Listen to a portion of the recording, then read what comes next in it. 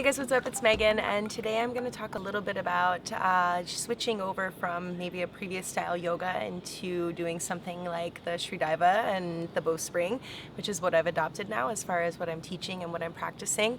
And so there's definitely some initial challenges, I would say, when you first experience this style of practice, and I certainly went through that myself when I was first introduced to this system it's been about 3 years ago really, when I first started to work with Desi a bit, and she was coming up with this new system, and John Friend, and it was definitely it was triggering me in a lot of different ways. Let's just say that. First of all, it was so different and contradictory from all of the other previous teachings that I was just like, wait a second, I don't know if this is good, if it's proper, if it's right. So it was triggering me in that way, and it was also quite humbling because I was being asked to move my body in such a way that I had never really experienced before. And again, going from all of my previous years of study, which was like 10 years of study, and a lot of the movements and the positioning and the alignments were so different that it was really frustrating because it was so foreign, and so it wasn't something that I was good at. And that was the other thing that I felt to be really frustrating and challenging, was that I didn't know these poses, and so it was awkward, and I wasn't good at them. And so it just was frustrating. I was like, I'm used to doing this yoga in this way, and now you want me to do it like this.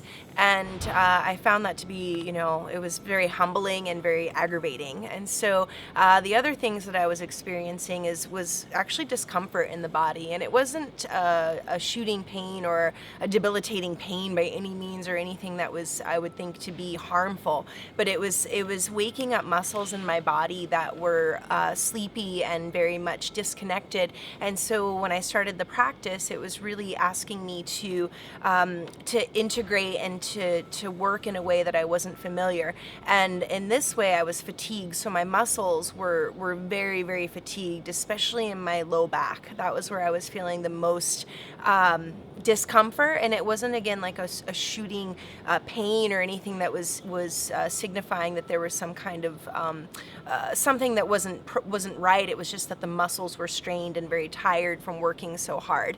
And the reason for that was that these muscle groups were trying to take over because the other muscles were weak, meaning especially the muscles of the glutes and the hamstrings, and specifically that region of the body was not awake. And so a lot of the low back was kind of taking the brunt of the load and used to being the go-to muscle that would basically take over if necessary. So that was another portion that was kind of the challenge, I would say. The other was the openness. And so this particular style of practice is an open posturing.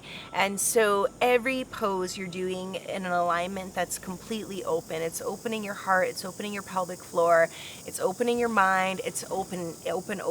And so with that, I think for myself, I was definitely feeling a bit exposed, I guess, is the best way to describe it. It's like, it's living in a way that's trying to allow each of us to be ourselves, to just express what's inside and what's in each one of us. And even if that's not always the prettiest thing that we're going to see come forth, it's being real, being authentic and really living in this life, who you are and what you have to offer. And I think that can be a little bit intimidating and a little scary for some of us to really reveal our truths. So those are some of the challenges, I would say. So some of the upside and the benefits and the things that I found to be extraordinarily rewarding with this was that I have felt stronger in my body than I ever have. And like, I just turned 38 this year, so I'm not in my 20s any longer, and I feel stronger than I ever did. And that's something that I can truly say, sincerely and from the bottom of my heart, is that I feel so strong, and that's one of the things that I've loved so much about this style of practice. The other is the expansion, just feeling like I'm able to just really express who I am and be who I am and live authentically, and living from the place in my heart and expressing that from the inside out.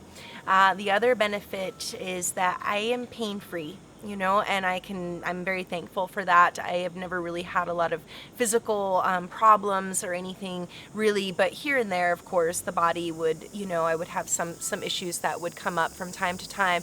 And I really can say that this practice has kept me in a place of vitality and strength and openness and courage, and it's really been wonderful to add into my daily life activities. Other benefits, I would say just an overall energy and a vibrance. You know, it's that, you know, doing the poses in a way that you're opening yourself into this primal energy and pulsing and bringing in a lot of this kind of energetic posturing. I feel like I have more energy at this point in my life than I did even 10 years ago. So I'd say it's reversing the aging process. So these are just a few tidbits on, you know, the challenges that you might encounter and also the victories that you will also encounter. So thanks again for listening. I appreciate your time. And if you haven't already, subscribe to the channel and go to my website at Meg's Yoga. Contact me if you have any desire to work in the future one-on-one privately, and I will respond to you as soon as possible. Have a beautiful evening. Ciao.